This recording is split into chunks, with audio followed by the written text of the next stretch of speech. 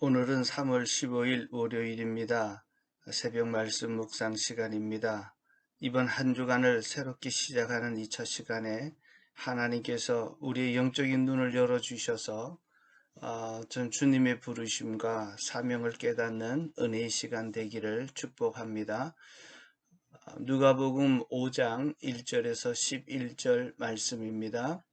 무리가 하나님의 말씀을 들으려고 예수님께로 밀려왔을 때에 예수께서는 게네사렛 호숫가에 서 계셨다.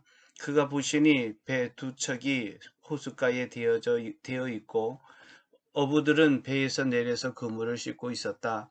예수께서 그 배 가운데 하나인 시몬의 배에 올라서 그에게 배를 무태서 조금 떼어 놓으라고 하신 다음에 배에 앉으시어 무리를 가르치셨다.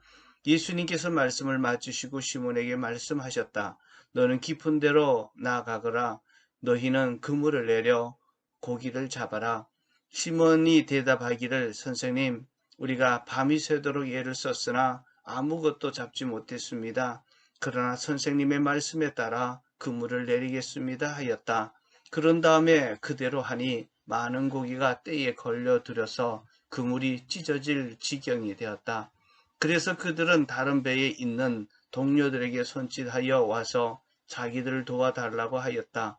그들이 와서 고기를 두 배에 가득 채우니 배가 가라앉을 지경이 되었다. 시몬 베드로가 이것을 보고 예수의 무릎 앞에 엎드려 주님, 나에게서 떠나 주십시오. 나는 죄인입니다 하고 말하였다. 베드로와 그와 함께 있는 모든 사람은 자기들이 잡은 고기가 엄청나게 많은 것에 놀랐던 것이다. 또한 세베대의 아들로서 시몬의 동료인 야고보와 요한도 놀랐다. 예수께서 시몬에게 말씀하셨다. 두려워하지 말아라. 이제부터는 너는 사람을 낚을 것이다. 그들은 배에서 무채되고서 모든 것을 버려두고 예수를 따라갔다.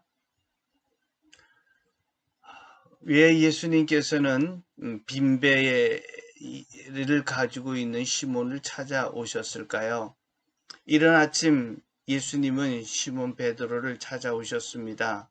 베드로는 온 밤을 지새면서 열심히 그물을 내렸지만 고기 한 마리 잡지 못했습니다.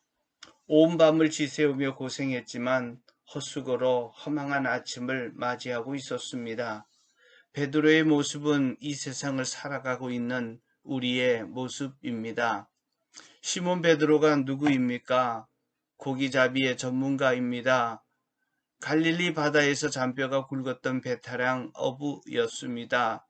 그리고 갈릴리 호수는 물고기가 풍부하여 어부들에게 늘 기쁨의 삶에 축복을 주던 어장이었습니다. 이런 곳에서 베테랑 어부가 고기 한 마리 잡지 못했다는 것이 이상하지 않습니까? 그런데도 시몬 베드로는 다음번 출항을 위해 지친 몸을 이끌고 그물을 싣고 있습니다. 고기 잡는 어부의 삶을 계속하기 위함입니다. 왜 그렇습니까? 베드로는 인생의 풍요롭게 하고 평안하게 해주고 삶을 풍요롭게 할 수 있는 또 다른 사람으로부터 능력을 인정받을 수 있는 것이라 생각했기 때문입니다. 고기는 돈입니다. 힘입니다. 지식입니다. 기술입니다. 예수님께서 시몬 베드로를 찾은 이유는 고기 잡는 어부로서의 삶이 결국 빈배 인생이라는 것을 가르쳐 주기 위함입니다. 평생을 노력해도 결국 빈손으로 왔다가 빈손으로 가야 하는 인생입니다.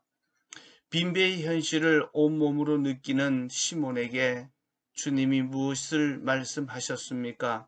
빈배의 허탈함을 느끼는 시몬에게 예수님은 말씀으로 가르치셨습니다. 변화의 결정적인 열쇠는 주님이 주시는 말씀입니다. 능력의 말씀을 알아야 합니다. 내게 주시는 레마의 말씀을 받아야 합니다. 말씀만이 우리의 인생을 바꿀 수 있습니다. 주님의 말씀은 닫힌 영적인 문을 여는 능력입니다. 영적으로 눈이 열려야 인생이 바뀝니다. 예수님께서 엠마오로 실망하고 내려가고 있는 제자들에게 말씀을 풀어주실 때 눈이 열려 부활의 주님을 볼 수 있게 되었습니다. 예수님은 말씀을 마치시고 베드로에게 말합니다. 깊은 데로 가서 그물을 내려 고기를 잡아라.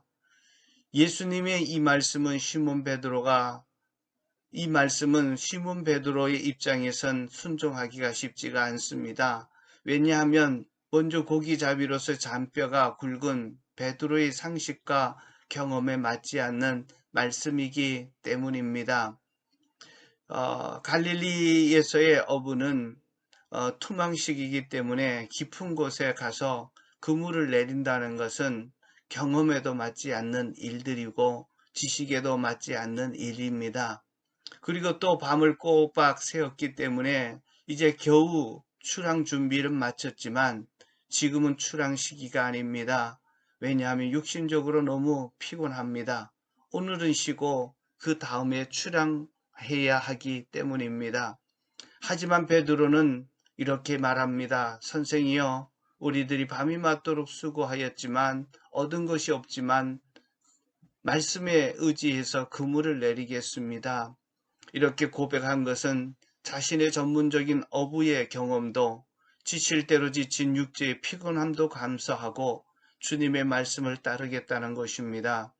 여러분, 이 베드로의 입장이라면 어떻게 하시겠습니까? 순종에는 결단이 필요합니다. 내 생각과 내 계획을 내려놓지 않으면 순종할 수 없습니다.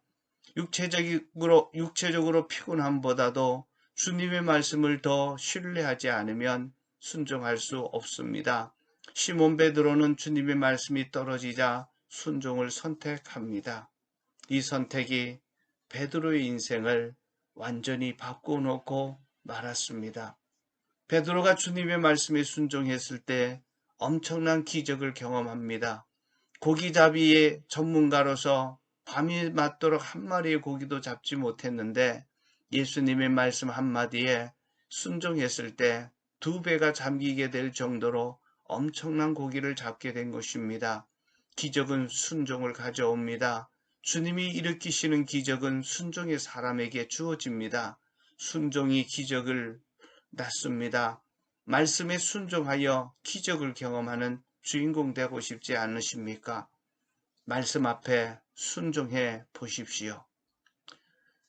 순종하는 자에게 주시는 축복은 기적보다 더 큰 축복이 있습니다. 그 더 큰 축복이 무엇일까요?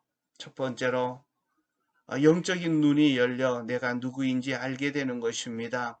2배에 가득히 고기를 잡았던 시몬 베드로는 나는 죄인으로소이다 라고 고백합니다. 말씀에 순종할 때 만선의 축복보다 더 큰 복이 영적인 눈이 열리는 것입니다. 영적인 눈이 열리자 내가 누구인지를 정확하게 볼 수 있었습니다. 내 인생의 주인이 내가 아니라 예수님이라는 사실을 알게 된 것입니다. 그런데 시몬은 지금까지 자기가 주인 되어 살아왔던 그 삶 자체가 인생이 죄인임을 알게 된 것입니다. 예수님을 주인으로 인정하는 삶이 시작된 것입니다. 두 번째, 주님은 순종하는 시몬 베드로에게 사명을 주셨습니다. 10절입니다. 두려워하지 말아라. 이후부터는 내가 사람을 취하리라. 이 말은 지금까지 시몬은 고기 잡는 어부로서의 삶을 열심히 살아왔지만 이제는 영혼을 살리는 사람을 낚는 어부로서 살게 될 것이라는 것입니다. 주님이 베드로를 통해서 계획하셨던 삶을 보여주셨습니다. 사명이란 나를 통해 하시고자 원하시는 하나님의 일을 보는 것입니다. 고기 잡는 어부가 아니라 사람 낚는 사명자로 살도록 부르시고 계십니다. 이 사명이 평범한 시몬이 아니라 초대교회의 위대한 영적 지도자로 쓰임받게 했습니다. 순종하는 자에게 하나님은 나를 향한 당신의 사명을 보여주시고 사명자로 불러주십니다. 사람 낚는 업으로 하나님의 나라의 기약에 쓰임받는 위대한 주인공이 되게 하실 것입니다. 이 시대에 주님의 종으로 쓰임받는 은혜가 있어지기를 축복합니다. 사람 낚는 어부, 이것은 우리를 향한 주님의 계획이기도 하고 이 계획이 우리의 사명이 되기를 축복합니다. 기도하겠습니다. 고기 잡는 인생으로서는 결국은 아무것도 손에 쥐지 못하는 허망한 인생으로 끝마쳐진다는 사실을 알게 하여 주시고, 정말 허탈해하고 아무 고기 잡지 못하고 피곤해 있는 시몬에게 찾아오셔서 인생에 내가 누구인지를 알게 하시고 사명을 주시는 주님을 오늘도 내 눈이 열려져 보기를 원합니다. 주님 말씀하옵소서. 내가 순종하겠습니다. 주님 말씀 앞에 순종해서 이제는 나를 위한 삶이 아니라 나를 부르시는 부르심의 삶으로 살아가는 자 되게 하여 주셔서 이 마지막 시대 하나님의 나라의 위대한 일꾼으로 쓰임받는 인생 되게 하옵소서. 내 주변의 수많은 영혼들을 구원하는 사람 낚는 어부가 되게 하옵소서. 그렇게 되기를 원합니다.